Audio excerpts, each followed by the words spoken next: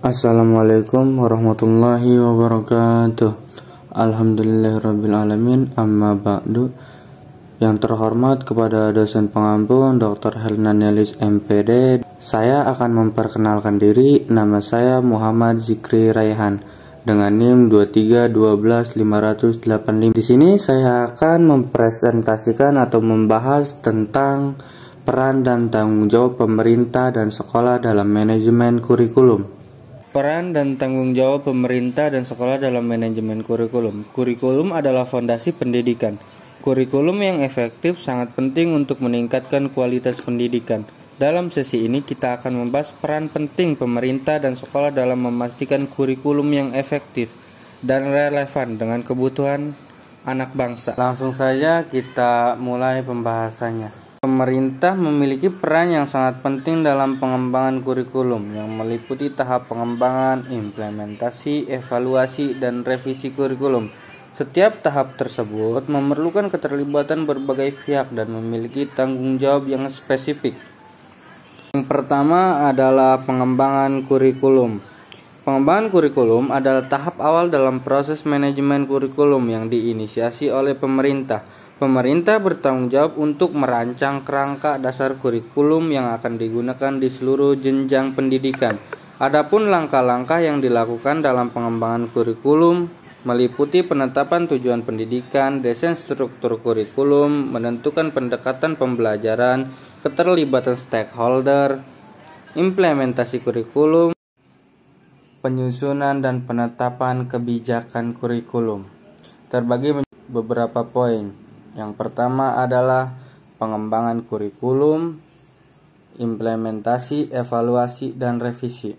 Pemerintah memiliki peran yang sangat penting dalam pengembangan kurikulum, implementasi, evaluasi, dan revisi. Setiap tahap tersebut memerlukan keterlibatan berbagai pihak dan memiliki tanggung jawab yang spesifik. Pengembangan kurikulum adalah tahap awal dalam proses manajemen kurikulum yang diinisiasi oleh pemerintah. Pemerintah bertanggung jawab untuk merancang kerangka dasar kurikulum yang akan digunakan di seluruh jenjang pendidikan. Yang kedua adalah implementasi kurikulum. Setelah kurikulum dikembangkan, pemerintah bertanggung jawab untuk memastikan kurikulum tersebut dapat diimplementasikan dengan efektif di lapangan. Yang ketiga adalah evaluasi kurikulum. Evaluasi kurikulum dilakukan untuk mengukur seberapa efektif kurikulum yang diterapkan. Yang keempat adalah revisi kurikulum. Setelah melakukan evaluasi, pemerintah bertanggung jawab untuk melakukan revisi terhadap kurikulum guna memperbaiki kekurangan dana, menyesuaikan dengan perkembangan zaman. Penetapan regulasi dan kebijakan pendidikan merupakan bagian penting dari tanggung jawab pemerintah dalam sistem pendidikan. Regulasi dan kebijakan ini berfungsi untuk memberikan pedoman, standar, serta arah bagi penyelenggaraan pendidikan di suatu negara. Regulasi pendidikan adalah seperangkat aturan yang ditetapkan oleh pemerintah untuk mengatur jalannya sistem pendidikan. Regulasi ini mencakup berbagai aspek teknis dan administratif yang diperlukan agar sistem pendidikan berjalan dengan baik dan sesuai dengan tujuan yang diinginkan. Regulasi ini termasuk dalam bentuk peraturan perundang-undangan yang mengikat dan wajib dipatuhi oleh semua pihak yang terlibat dalam dunia pendidikan. Yang kedua adalah penetapan kebijakan pendidikan. Kebijakan pendidikan merupakan arah atau keputusan yang diambil oleh pemerintah dalam menyelenggarakan pendidikan di negara tersebut. Kebijakan ini didasarkan pada tujuan pendidikan jangka panjang dan bertujuan untuk meningkatkan kualitas dan akses pendidikan.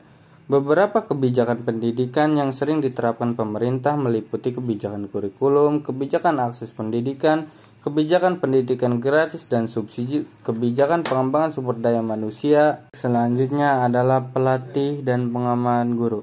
Pelatih dan pengembangan guru merupakan salah satu aspek penting dalam meningkatkan kualitas pendidikan. Proses ini mencakup pelatihan, pengembangan keterampilan, dan pengawasan untuk memastikan bahwa guru dapat melaksanakan tugasnya dengan baik dan terus berkembang dalam karir mereka. Pelatihan dan pengembangan guru bertujuan untuk meningkatkan kompetensi pengetahuan serta kemampuan pedagogis mereka agar dapat memberikan pengalaman pembelajaran yang lebih baik bagi siswa. Poin yang pertama adalah peningkatan kompetensi guru. Peningkatan kompetensi guru adalah proses yang bertujuan untuk mengembangkan pengetahuan, keterampilan, sikap, dan perilaku profesional guru agar mereka dapat menjalankan tugasnya dengan lebih efektif dan berkualitas. Peningkatan kompetensi ini tidak hanya berkaitan dengan pengetahuan materi ajar, tetapi juga mencakup keterampilan pedagogis, kemampuan dan mengelola kelas, serta keterampilan dalam menggunakan teknologi pendidikan. Peningkatan kompetensi guru sangat penting karena kualitas pengajaran berhubungan langsung dengan kualitas pendidikan yang diterima oleh siswa. Sebuah sistem pendidikan yang baik memerlukan guru yang terampil, berdedikasi, dan terus berkembang sesuai dengan perkembangan zaman. Dan poin selanjutnya ada pengawasan dan pengendalian mutu dalam pendidikan adalah proses untuk memastikan bahwa standar dan tujuan pendidikan tercapai dengan baik. Pengawasan mutu mencakup pemantauan, evaluasi berkelanjutan terhadap kinerja guru, siswa, kurikulum, serta pengelolaan pendidikan secara keseluruhan. Pengendalian mutu bertujuan untuk memastikan bahwa semua aspek pendidikan berlangsung sesuai dengan standar yang ditetapkan dan berusaha untuk terus memperbaiki kualitas pendidikan di setiap jenjang. Selanjutnya adalah penyediaan sumber daya pendidikan. Merujuk pada segala bentuk dukungan yang diperlukan untuk memastikan proses pembelajaran yang efektif dan berkualitas. Sumber daya pendidikan mencakup berbagai aspek yang mendukung kegiatan belajar mengajar, baik itu berupa materi, fasilitas, tenaga pendidik, teknologi, maupun anggaran yang digunakan untuk memfasilitasi pendidikan. Penyediaan sumber daya pendidikan yang memadai sangat penting untuk menciptakan lingkungan yang kondusif bagi perkembangan akademik dan sosial siswa. Yang poin pertama adalah pemerataan akses. Pemerataan akses adalah suatu upaya untuk memastikan bahwa setiap individu tanpa memandang latar belakang ekonomi, sosial, geografis maupun budaya memiliki kesempatan yang sama untuk memperoleh pendidikan yang berkualitas. Pemerataan ini sangat penting untuk mengurangi kesenjangan antara berbagai kelompok masyarakat dan memastikan bahwa pendidikan dapat memberikan manfaat yang luas bagi seluruh lapisan masyarakat. Pemerataan akses pendidikan bukan hanya soal distribusi fisik sekolah, tetapi juga meliputi akses terhadap berbagai sumber daya pendidikan yang dibutuhkan seperti kualitas pengajaran, fasilitas yang memadai, serta kesempatan untuk mengikuti pendidikan tanpa ada hambatan berarti. Poin yang kedua adalah fasilitas dan teknologi pendidikan. Fasilitas dan teknologi pendidikan memainkan peran yang sangat penting dalam menciptakan lingkungan pembelajaran yang efektif, interaktif, dan menarik. Keduanya berfungsi untuk mendukung proses pengajaran dan pembelajaran, serta membantu meningkatkan kualitas pendidikan secara keseluruhan. Pemanfaatan fasilitas yang memadai dan teknologi yang tepat dapat memperkaya pengalaman belajar siswa dan memberikan akses yang lebih luas untuk memperoleh pendidikan berkualitas. Fasilitas pendidikan merujuk pada segala bentuk sarana fisik yang digunakan untuk mendukung kegiatan pendidikan. Fasilitas ini mencakup ruang kelas, laboratorium, perpustakaan, ruang olahraga, dan sebagainya, yang semuanya berkontribusi untuk menciptakan lingkungan belajar yang kondusif dan efektif. Selanjutnya adalah monitoring dan evaluasi kurikulum. Monitoring dan evaluasi kurikulum adalah dua kegiatan penting dalam proses manajemen pendidikan yang bertujuan untuk memastikan bahwa kurikulum yang diterapkan di sekolah berjalan sesuai dengan tujuan pendidikan yang telah ditetapkan. Monitoring dan evaluasi membantu memastikan bahwa kurikulum yang diterapkan efektif dalam meningkatkan kualitas pendidikan dan dapat diperbaiki atau disesuaikan jika diperlukan. Monitoring adalah proses yang berkelanjutan untuk memantau pelaksanaan kurikulum di lapangan. Tujuannya adalah untuk memastikan bahwa kurikulum diterapkan dengan benar dan sesuai dengan rencana yang telah dibuat. Monitoring dilakukan oleh berbagai pihak, termasuk oleh pihak sekolah, pengawas pendidikan, dan pemerintah. Evaluasi kurikulum. Evaluasi kurikulum adalah proses penilaian untuk mengetahui sejauh mana kurikulum yang diterapkan berhasil mencapai tujuan pendidikan yang diinginkan. Evaluasi biasanya dilakukan setelah periode tertentu, misalnya akhir semester atau akhir tahun ajaran, untuk menilai efektivitas kurikulum, mengidentifikasi kekuatan dan kelemahannya, serta memberikan rekomendasi untuk perbaikan. Monitoring. Survei dan penelitian dalam monitoring dan evaluasi kurikulum adalah dua alat yang sangat penting untuk mengumpulkan data, menganalisis, dan mengevaluasi efektivitas kurikulum. Survei dan penelitian memberikan informasi yang berguna untuk pengambil kebijakan pendidikan guru, kepala sekolah, serta pengawas pendidikan dalam mengidentifikasi kekuatan, kelemahan, dan area yang perlu diperbaiki dalam pelaksanaan kurikulum. Berikut adalah penjelasan mengenai peran survei dan penelitian dalam monitoring dan evaluasi kurikulum. Survei monitoring. Survei adalah metode pengumpulan data yang umum digunakan untuk memperoleh informasi tentang pengalaman, persepsi, dan opini siswa, guru, atau stakeholder pendidikan lainnya mengenai kurikulum yang diterapkan. Survei bisa dilakukan dalam bentuk kuesioner, wawancara terstruktur, atau bentuk pengumpulan data lainnya.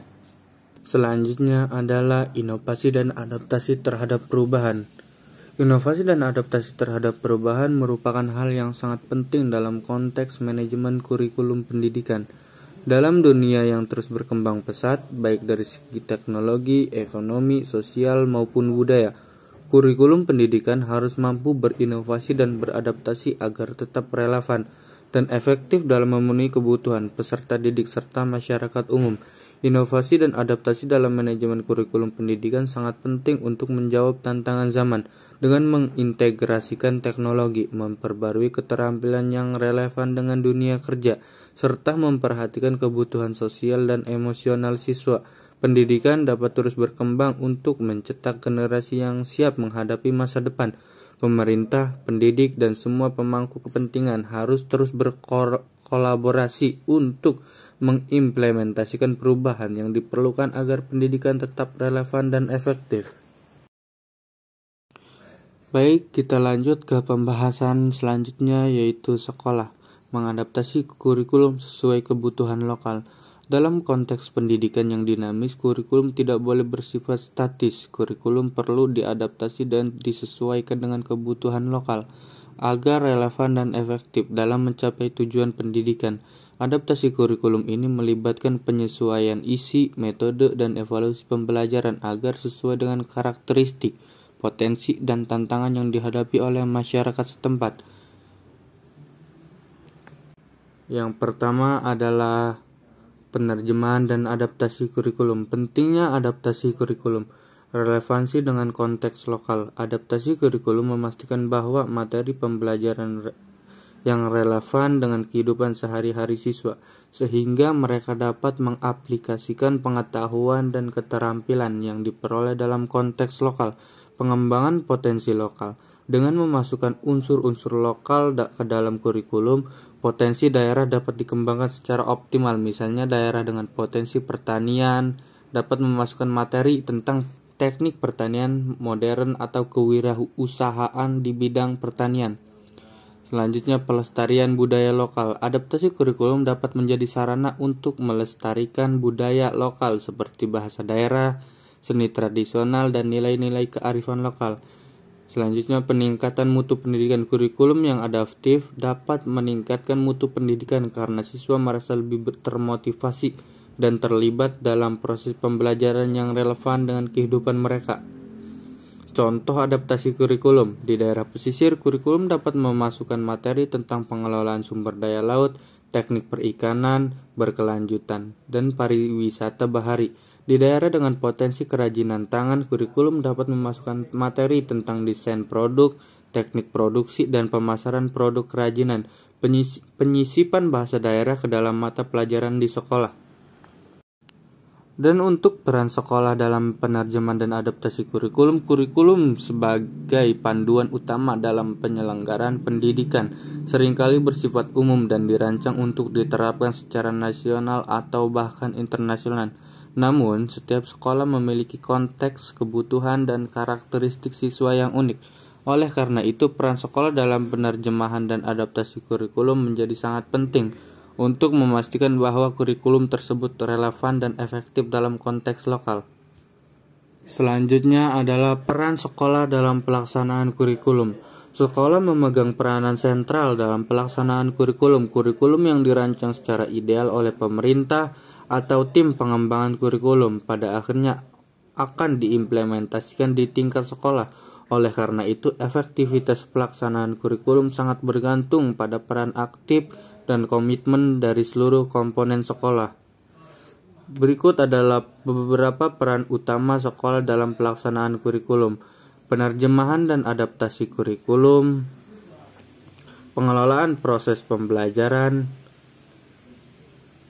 penyediaan sumber daya pendidikan, evaluasi dan pengembangan kurikulum, membangun kemitraan dengan orang tua dan masyarakat, pemimpinan kepala sekolah. Sekolah memiliki tugas dalam mengelola pelaksanaan kurikulum dan kegiatan pembelajaran supaya sesuai dengan tujuan pendidikan.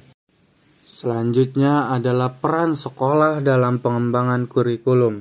Sekolah memegang peran yang sangat penting untuk atau dalam pengembangan kurikulum. Kurikulum yang efektif harus relevan dengan kebutuhan siswa, kondisi sekolah, dan tuntutan masyarakat. Oleh karena itu, sekolah perlu terlibat aktif dalam setiap tahapan pengembangan kurikulum, mulai dari perencanaan, pelaksanaan, hingga evaluasi. Perencanaan kurikulum. Sekolah perlu mengidentifikasi kebutuhan siswa, guru, dan masyarakat sekitar. Hal ini dapat dilakukan melalui survei, wawancara, dan analisis data. Pelaksanaan kurikulum. Guru menyusun rencana pembelajaran yang rinci dan terstruktur. Rencana ini mencakup tujuan pembelajaran, metode, materi, dan penilaian. Yang ketiga adalah evaluasi kurikulum.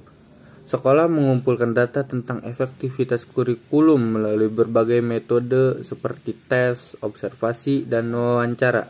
Selanjutnya adalah peran sekolah dalam pengawasan implementasi kurikulum. Sekolah memiliki peran krusial dalam memastikan implementasi kurikulum berjalan efektif dan sesuai dengan tujuan yang ditetapkan. Pengawasan implementasi kurikulum bukan hanya sekedar memastikan guru mengikuti silabus, tetapi juga mencakup upaya untuk meningkatkan kualitas pembelajaran secara berkelanjutan. Selanjutnya adalah peran sekolah sebagai inovator dalam pembelajaran. Dalam era globalisasi dan perkembangan teknologi yang pesat, peran sekolah sebagai inovator dalam pembelajaran menjadi semakin penting. Sekolah tidak lagi hanya berfungsi sebagai tempat transfer pengetahuan, tetapi juga sebagai pusat pengembangan inovasi yang dapat meningkatkan kualitas pembelajaran dan mempersiapkan siswa menghadapi tantangan masa depan. Peran kepala sekolah sebagai inovator. Kepala sekolah sebagai inovator pendidikan melalui pemberian ide atau gagasan baru, menjadi teladan baik, menciptakan model pembelajaran inovatif, dan menjalin hubungan harmonis, dapat memberikan dorongan kepada pendidik untuk mengembangkan profesionalismenya. Kepala sekolah sebagai seorang inovator harus memiliki strategi yang tepat untuk menjalin hubungan yang harmonis dengan lingkungan, mencari gagasan baru, mengimplementasikan ide-ide baru, mengintegrasikan setiap kegiatan, memberikan teladan kepada seluruh tenaga kependidikan di sekolah, dan mengembangkan model-model pembelajaran yang inovatif. Selanjutnya adalah peran sekolah dalam penyediaan sarana dan prasarana. Sarana dan prasarana atau sarpras merupakan komponen penting dalam penyelenggaraan pendidikan yang berkualitas. Ketersediaan sarpras yang memadai dapat menciptakan lingkungan yang belajar yang kondusif, meningkatkan efektivitas pembelajaran, dan mendukung pencapaian tujuan pendidikan. Dalam hal ini, sekolah memiliki peran krusial dalam menyediakan dan mengelola sarpras yang dibutuhkan. Selanjutnya adalah peran sekolah dalam membangun lingkungan belajar yang kondusif. Lingkungan belajar yang kondusif merupakan faktor krusial dalam keberhasilan proses pendidikan. Lingkungan yang mendukung proses pembelajaran akan meningkatkan motivasi, partisipasi, dan hasil belajar siswa. Sekolah memiliki peran sentral dalam menciptakan dan memelihara lingkungan belajar yang kondusif. Aspek-aspek lingkungan belajar yang kondusif antara lain adalah lingkungan fisik, lingkungan sosial emosional, lingkungan akademik. Selanjutnya adalah peran sekolah dalam menciptakan lingkungan belajar yang kondusif. Kepemimpinan yang efektif. Kepala sekolah memiliki peran penting dalam menciptakan visi, misi, dan budaya sekolah yang mendukung lingkungan belajar yang kondusif. Guru yang kompeten dan profesional berperan sebagai fasilitator pembelajaran, pembimbing, dan motivator siswa. Guru perlu memiliki kompetensi pedagogik, sosial, dan profesional yang tinggi.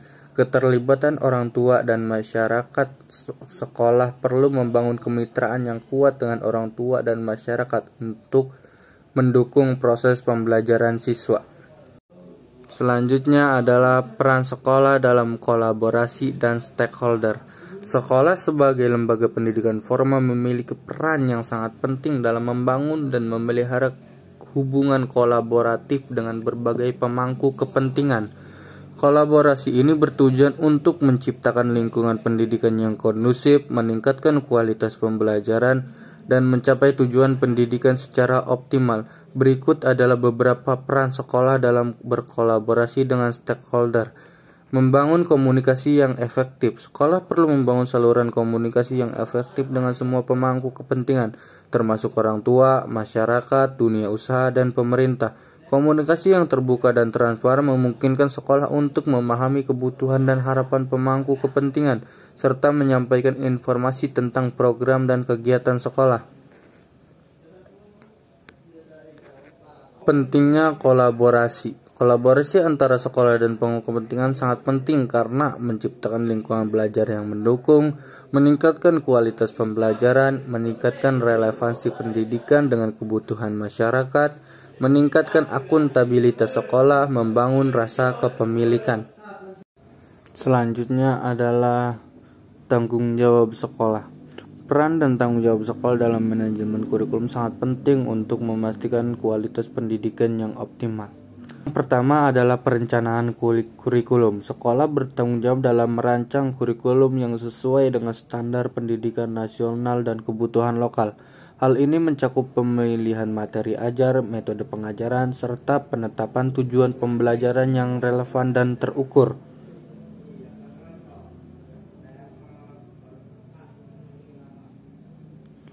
Yang kedua adalah pelaksanaan kurikulum. Sekolah bertugas untuk mengimplementasikan atau melaksanakan kurikulum yang telah direncanakan, baik dalam hal penyampaian materi oleh guru maupun pengorganisasian waktu dan sumber daya yang ada. Guru di sekolah berperan langsung dalam mengajar sesuai dengan kurikulum yang ditetapkan. Selanjutnya adalah supervisi dan evaluasi kurikulum. Adalah dua aspek penting dalam manajemen pendidikan yang menjadi bagian dari tanggung jawab sekolah untuk memastikan kurikulum yang diterapkan berjalan dengan baik dan mencapai tujuan pembelajaran yang diharapkan. Kedua kegiatan ini saling terkait dan memiliki peran dalam pengembangan kualitas pendidikan di sekolah. Berikut adalah penjelasan mengenai supervisi dan evaluasi kurikulum dalam tanggung jawab sekolah. Yang pertama adalah supervisi kurikulum. Supervisi kurikulum merujuk pada pengawasan, pembinaan, dan bimbingan terhadap pelaksanaan kurikulum di sekolah dengan tujuan untuk memastikan bahwa kurikulum dijalankan sesuai dengan standar yang ditetapkan, serta membantu guru dalam melaksanakan tugas pengajaran secara efektif. Tanggung jawab sekolah dalam supervisi kurikulum meliputi beberapa aspek. Yang pertama adalah memantau implementasi kurikulum, dan yang kedua kesesuaian pembelajaran dengan kurikulum. Evaluasi kurikulum adalah proses penilaian efektivitas dan keberhasilan kurikulum yang diterapkan di sekolah. Evaluasi ini bertujuan untuk menilai sejauh mana kurikulum mencapai tujuan yang telah ditetapkan, serta untuk mengidentifikasi area yang perlu diperbaiki atau disesuaikan. Dalam konteks tanggung jawab sekolah, evaluasi kurikulum mencakup beberapa hal. Yang pertama adalah menilai pencapaian tujuan pembelajaran menggunakan berbagai metode penelitian, mengukur efektivitas pengajaran, mengevaluasi keterlibatan siswa. Alhamdulillahirrabbilalamin. Baik, cukup sekian pembahasan atau penjelasan dari saya Muhammad Zikri Raihan dengan NIM 2312500085. Kurang lebihnya saya mohon maaf. Assalamualaikum warahmatullahi wabarakatuh.